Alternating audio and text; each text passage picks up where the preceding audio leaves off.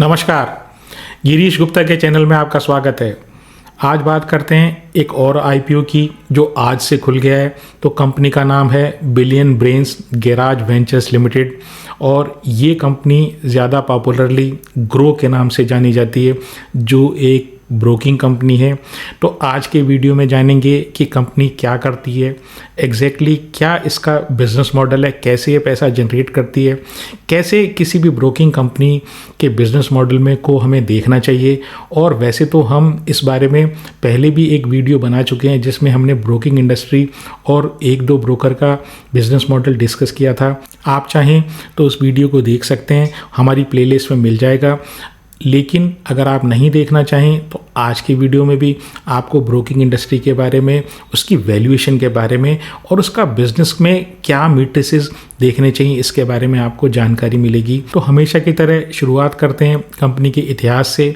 ये चार दोस्तों की कहानी है। वो चार दोस्त जो फ्लिपकार्ट में काम किया करते थे 2016 तक, उसमें से जो ललित केशरे हैं वो अब फ़िलहाल इस कंपनी के सीईओ हैं। ये आईआईटी मुंबई से पास आउट हैं। हर्ष जैन जो हैं वो सीओओ हैं, chief operating officer, IIT Delhi से पास आउट हैं।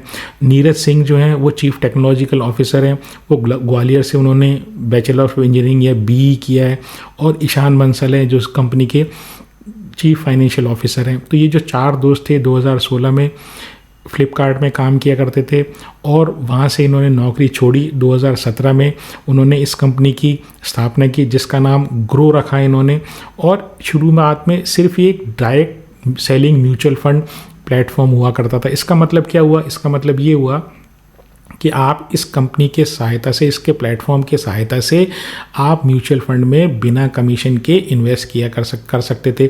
आप किसी एजेंट के थ्रू अगर म्यूचुअल फंड में इन्वेस्ट करते हैं तो आपके चार्जेस लगते हैं, उस एजेंट को कमीशन मिलता है। लेकिन अगर आप डायरेक्ट इन्वेस्ट करते हैं तो बीच का जो मीडिएटर होता है उसको कंपनी पे करती है, आपके पैसे से वो कटता नहीं है। तो वो सेलिंग एंड डिस्ट्रीब्यूशन एक्सपेंसेस जो उस कंपनी के होते हैं, उस म्यूचुअल फंड के होते हैं, उसमें से वो कुछ हिस्सा उस प्लेटफॉर्म को पे करते। तो शुरुआत में इनका ये मॉडल हुआ करता था। 2020 तक इनका प्लेटफॉर्म काफ़ी पॉपुलर हो गया था और तब इन्होंने शेयर की ब्रोकिंग, इसके साथ ही इंट्राडे ट्रेडिंग, आईपीओ इन्वेस्टिंग और ईटीएफ, इस तरह से इन्वेस्टमेंट जो है वो पब्लिक के लिए ओपन कर दिया, यानी पब्लिक खाता खुलाकर इन चीज़ों में वो इन्वेस्ट कर सकती थी। आज ये कंपनी जो है भारत की सबसे बड़ी नंबर ऑफ एक्टिव कस्टमर्स के हिसाब से तो भारत की सबसे बड़ी और सबसे तेज़ बढ़ती हुई ब्रोकिंग कंपनी है, ब्रोकिंग प्लेटफॉर्म है, डायरेक्ट टू कस्टमर प्लेटफॉर्म है, यानी जो ऐप की सहायता से ये डायरेक्ट कस्टमर को टच करते हैं। और 2016 में बहुत छोटी रकम से शुरू की गई ये कंपनी अब इस आईपीओ के आने के बाद 60-61 हज़ार करोड़ की कंपनी हो जाएगी। बहुत ही विशाल इन्होंने और बहुत ही जल्दी इस फिनटेक कंपनी से इन चार दोस्तों ने, यो को फाउंडर्स ने पैसा जनरेट किया है, वेल्थ जनरेट की है। अब जान लेते हैं इस कंपनी की प्रोडक्ट एंड सर्विसेज के बारे में। तो वैसे सब लोग आप जानते ही हैं कि एक ब्रोकिंग सर्विस ये प्रोवाइड करते हैं, दूसरा इनका म्यूचुअल फंड का बिजनेस है, तीसरा ये मार्जिन ट्रेडिंग फंडिंग जो है वो प्रोवाइड करते हैं, चौथा इनकी ये लोन्स भी प्रोवाइड करते हैं अपने ऐप के थ्रू, और पांचवा जो है वो वेल्थ मैनेजमेंट वाला हिस्सा है। तो ब्रोकिंग सर्विसेज में इनके पास एनएसई, बीएसई और एमसीएक्स का ब्रोकिंग लाइसेंस है और ये शेयर्स की और डेरिवेटिव्स की, फ्यूचर्स एंड ऑप्शंस की ट्रेडिंग करते हैं, शेयर्स में भी करते हैं और करवाते हैं और साथ ही साथ कमोडिटीज़ में भी करवाते हैं। दूसरी बात, म्यूचुअल फंड में इन्वेस्टमेंट है। तो जैसे मैंने बताया शुरुआत इनकी हुई थी एक डायरेक्ट सेलिंग प्लेटफॉर्म से, यानी कि कोई चार्जेस बीच में ये खाते नहीं थे, तो वो इनका प्लेटफॉर्म अभी भी है। साथ ही साथ इसके इन्होंने खुद का भी म्यूचुअल फंड लॉन्च कर दिया, यानी एक तरीके से आप ये समझ लीजिए एएमसी बिजनेस है। तीसरा जो इनका बिजनेस है वो है मार्जिन ट्रेडिंग फंडिंग का। तो मार्जिन ट्रेडिंग फंडिंग का मतलब ये है कि आपके पास मान लीजिए लिमिटेड रकम हो और आप कोई शेयर खरीदना चाहते हैं तो वहाँ पर ये कुछ आपको पैसा ये प्रोवाइड कर देते हैं और उसके बदले में वो चार्जेस आपसे या ब्याज जो होता है या इंटरेस्ट रहता है आपसे लेते हैं, वो इनका सोर्स ऑफ इनकम है। चौथा जो है इनकी ये लोन्स प्रोवाइड करते हैं, दो तरह के लोन्स प्रोवाइड करते हैं, एक पर्सनल लोन है और एक लोन अगेंस्ट सिक्योरिटीज़ है। तो जो पर्सनल लोन है ये कुछ बैंकों के लिए एजेंट हैं, यानी कुछ दूसरे बैंकों के पर्सनल लोन भी ये प्रोवाइड कराते हैं। और जो दूसरा है, इनकी एक छोटी एक सब्सिडरी भी है जो जिसके थ्रू वो NBFC है और जिसके थ्रू ये पर्सनल लोन प्रोवाइड कराते हैं।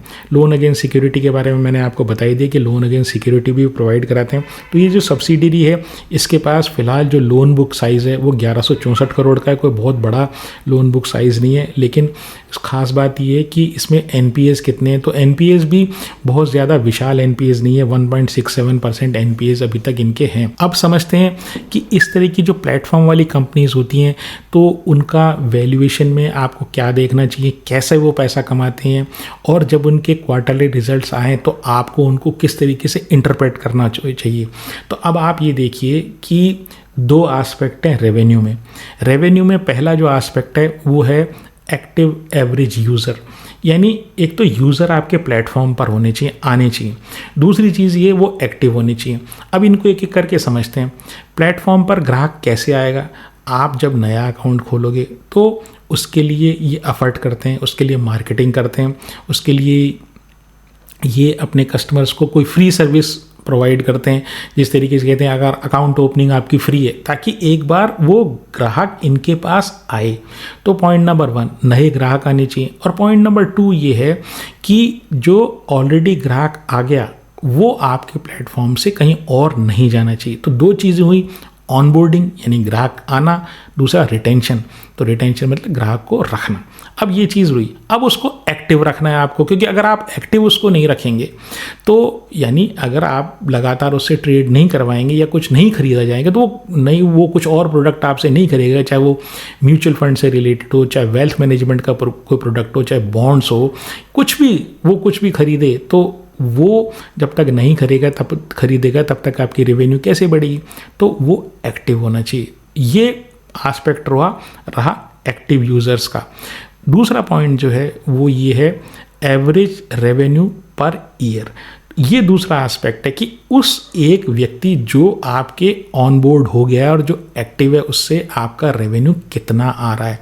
तो आप उसको तरह तरह से इस बात के लिए मोटिवेट करते हैं, चाहे रिपोर्ट्स के थ्रू मोटिवेट करते हैं, चाहे चार्ट्स के थ्रू मोटिवेट करते हैं, चाहे आप उसको ये बताते हैं कि बाइंग सेलिंग अगर आप इन शेयरों की करें तो साहब आपको फ़ायदा होने वाला है। जिस तरह की टिप्स टाइप की जो चीज़ें होती हैं वो आपके मोबाइल पर दिखाई दी जाती हैं। तो वो वहाँ पर उससे एक जो भी इन्वेस्टर है या इनके प्लेटफॉर्म पर जो ग्राहक है वो इस बात के लिए एनकरेज होता है कि कुछ ना कुछ करे। तो जब वो कुछ ना कुछ करेगा तो उसमें आपको चार्जेस देने पड़ेंगे। तो दो एस्पेक्ट हुए, एक्टिव यूज़र, दूसरी बात ये है एवरेज रेवेन्यू पर यूज़र। अब ये क्या करते हैं, ये फिल्टर करते हैं भाई ऐसे कौन से ग्राहक हैं जो एस्पिरेशनल है। एस्पिरेशनल ग्राहक का मतलब जिनका पोर्टफोलियो जो है ना वो 25 लाख से कम का पोर्टफोलियो, वो सोच रहे हैं लगाएं नहीं लगाएं, ज़्यादा ध्यान उनके ऊपर मैनेजमेंट के टर्म्स में मैं बता रहा हूँ।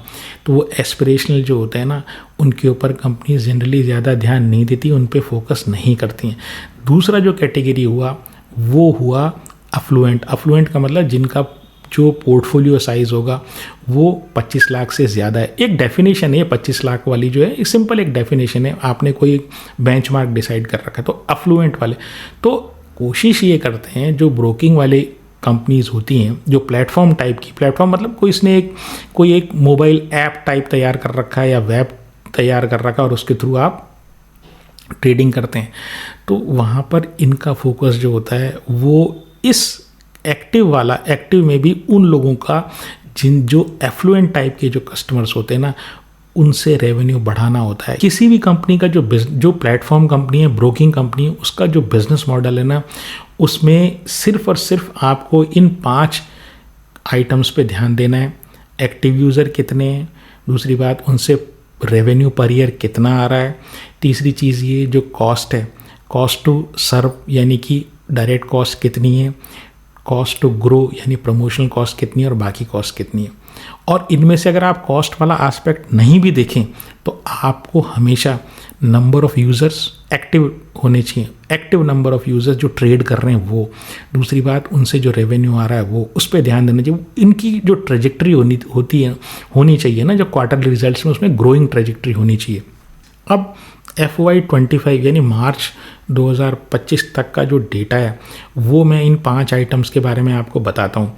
पहली चीज़ वो ये कि इनका जो एक्टिव नंबर ऑफ़ यूज़र्स थे वो 1,17,00,000 थे और हर यूज़र से पर ईयर 3,340 रुपये रेवेन्यू इनको प्राप्त होता था। तीसरी चीज़ जो है कॉस्ट टू सर्व वो इनकी 14% है, यानी कि अगर 100% रेवेन्यू है तो उसका 14% जो है, 100 रुपये रेवेन्यू है तो उसका 14 रुपये जो है वो कॉस्ट टू सर्व यानी डायरेक्ट कॉस्ट में जाता है।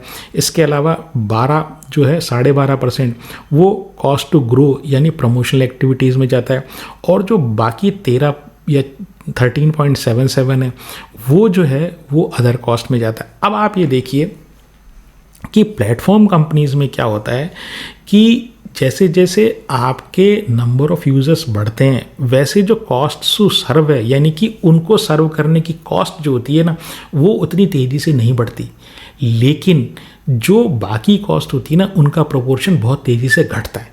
अब इसका क्या मतलब हुआ कि इनकी जो कॉस्ट है वो पिछले सालों के कंपैरिजन में जो कॉस्ट टू सर्व है वो थोड़ी सी बढ़ी है, लेकिन कॉस्ट टू ग्रो यानी प्रमोशन की कॉस्ट और बाकी कॉस्ट जो है ना वो बहुत तेज़ी से कम हुई है। तो इस कारण से इनका जो खर्चा निकालने के बाद earning before interest, depreciation, tax and amortisation जो FY23 में 36% था वो बढ़कर FY25 में 59.11% हो गया।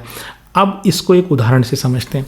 जैसे मान लीजिए आपने एक सरकार से लाइसेंस लिया और टेलीकॉम का लाइसेंस लिया। अब टेलीकॉम के लाइसेंस में आपने टावर लगा दिया, सब कुछ लगा दिया। उसके बाद एक सर्टेन लेवल तक तो होता ये है कि आप थोड़े लॉस में रहते हो और एक जैसे जैसे आपके नंबर ऑफ़ यूज़र्स बढ़ते जाते हैं वैसे वैसे क्या होता है आपकी इंफ्रास्ट्रक्चर की कॉस्ट जो है ना एक सर्टेन नंबर ऑफ़ यूज़र्स होने के बाद इंफ्रास्ट्रक्चर की कॉस्ट कवर हो जाती है। और उसके बाद जैसे जैसे एक एक कस्टमर बढ़ता है आपका, जैसे जैसे एक एक मोबाइल यूज़र बढ़ता है आपके नेटवर्क में वैसे वैसे आपकी प्रॉफिटेबिलिटी बढ़ती जाती है, क्योंकि कॉस्ट जो है ना वो मोर और लेस सेम रहती है। ये बिज़नेस का एस्पेक्ट जो है ना वो इस ब्रोकिंग, स्पेशली जो प्लेटफॉर्म वाले जो ब्रोकिंग है ना वहाँ पर होती है। वहाँ पर जो ऐप से ट्रेडिंग होती है तो ऐप में आपने एक इंफ्रास्ट्रक्चर, आईटी का इंफ्रास्ट्रक्चर खड़ा कर दिया, उसकी एक सर्टेन कॉस्ट है।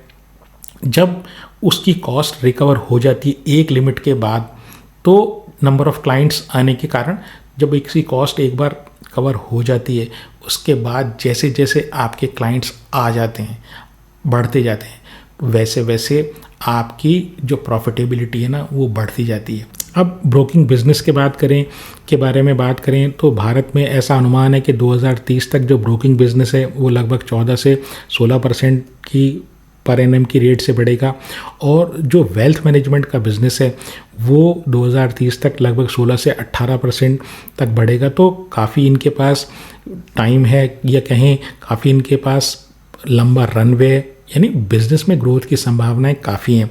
फिर जो इसको कंपेयर करें तो एंजल ब्रोकिंग और मोतीलाल ओसवाल से इस कंपनी के वैल्यूएशन को कंपेयर किया जा सकता है। तो जब हायर प्राइस बैंड पर यानी ऊंचे वाला जो प्राइस बैंड है इनका 100 रुपये, वहाँ पर अगर इनका मार्केट कैपिटलाइजेशन देखा जाए पोस्ट इशू तो वो लगभग 61,736 करोड़ का हो जाएगा। मोतीलाल ओसवाल इससे कंपैरेबल मार्केट कैप है उनका, वो 58,000 या 59,000 के आसपास है और जो एंजल ब्रोकिंग है वो कंपैरेटिवली उसका मार्केट कैप लगभग 22,000 करोड़ का है। सेल्स जो है वो सबसे कम सेल्स इन्हीं की है, तो 3900 करोड़ की करीब इनकी सेल्स है, जबकि मोतीलाल ओसवाल की जो है वो 8340 लगभग 8300 करोड़ की सेल है और जो एंजल ब्रोकिंग की है वो लगभग 5200 करोड़ की सेल है। आरओई की बात करूं तो इंडस्ट्री बेस्ट आरओई ग्रो का है, तो इनका जो आरओई है लगभग 30.8% है, मोतीलाल ओसवाल का 23.5% है और जो एंजल ब्रोकिंग का है वो सबसे कम है 20.2%।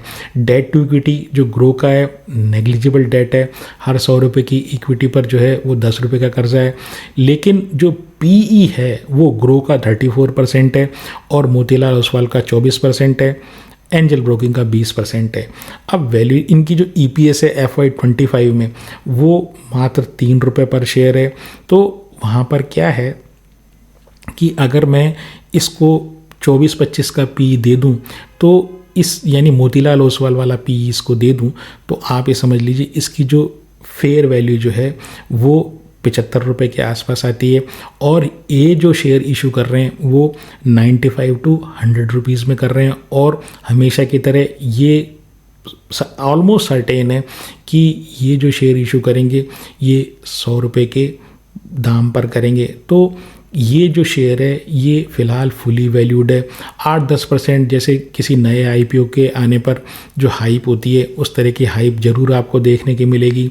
हो सकता है थोड़ा ऊपर नीचे शेयर हो, लेकिन वैल्यूएशन के हिसाब से देखें तो जो मोस्ट कंपेरेबल इसकी कंपनी है वो मोतीलाल ओसवाल है। हालांकि जो मोतीलाल ओसवाल जो है वो फुल सर्विस ब्रोकर है और ये जो हैं ये discount broker, mainly discount broker है। समराइज़ करूं तो आपको ब्रोकिंग इंडस्ट्री के बारे में एक ध्यान रखनी चाहिए बात, वो ये कि जब तक बाज़ार या तो स्थिर होता है या थोड़ा बहुत ऊपर चल रहा होता है तब तक किसी को कोई प्रॉब्लम नहीं होती। लेकिन अगर वो सस्टेन मतलब लगातार वो या तो नीचे गिरे या नीचे जाकर वो बैठ ही जाए और उसमें किसी तरीके का नीचे डाउनवर्ड मूवमेंट आने के बाद कोई उसमें चाल नहीं आए तो आप ये समझ लीजिए कि निवेशकों का जो धैर्य है ना वो जवाब देने लग जाता है। और ना वो म्यूचुअल फंड में फिर इन्वेस्ट करते हैं, ना ही वो ब्रोकिंग शेयर की खरीद और बेच में वो इंटरेस्टेड रहते हैं। तो ऐसी सब सिचुएशन आती है तो इस तरह की कंपनीज को बहुत नुकसान होता है, क्योंकि वो फार्मूला आप ध्यान रखें, ना एक्टिव यूज़र होंगे और ना उनसे रेवेन्यू आएगा। तो उस समय इनकी इस तरह की ब्रोकिंग के शेयर्स की बहुत पिटाई होती है। तो एक और बात जो आपको ध्यान रखनी चाहिए कि ठीक है बाज़ार जो है वो अभी लगातार चल रहा है पिछले 4-5 सालों से, लेकिन ये हमेशा ऐसी स्थिति रहने वाली नहीं है। ऐसा नहीं है कि कोई बाज़ार इमीडिएटली कोई गिर रहा है, लेकिन आप जब इस तरह के कोई शेयर को एनालाइज करें तो ये बात आपको ध्यान रखनी चाहिए कि ये शेयर, इनका जो बिज़नेस मॉडल है, इनका जो रेवेन्यू मॉडल है, यानी ग्रो का या मोतीलाल ओसवाल का या एंजल ब्रोकिंग का या किसी भी इस तरह के ब्रोकिंग जो फर्म होती उसका, वो उनका भाग्य जो है वो शेयर बाज़ार के मूवमेंट के ऊपर, अपवर्ड मूवमेंट के ऊपर डिपेंड करता है। तो शेयर जब भी आप खरीदें या जब भी आप इसको लिस्टिंग के बाद लेने के प्रयास करें तो इस बात का ध्यान रखें कि अगर डाउनवर्ड मूवमेंट आ गया तो फिर इस शेयर का मैं क्या करूँगा। आज के लिए इतना ही। अगर आपको मेरा प्रयास पसंद आया हो तो चैनल को सब्सक्राइब करें, वीडियो को लाइक करें और शेयर करें। नमस्कार, धन्यवाद, जय हिंद।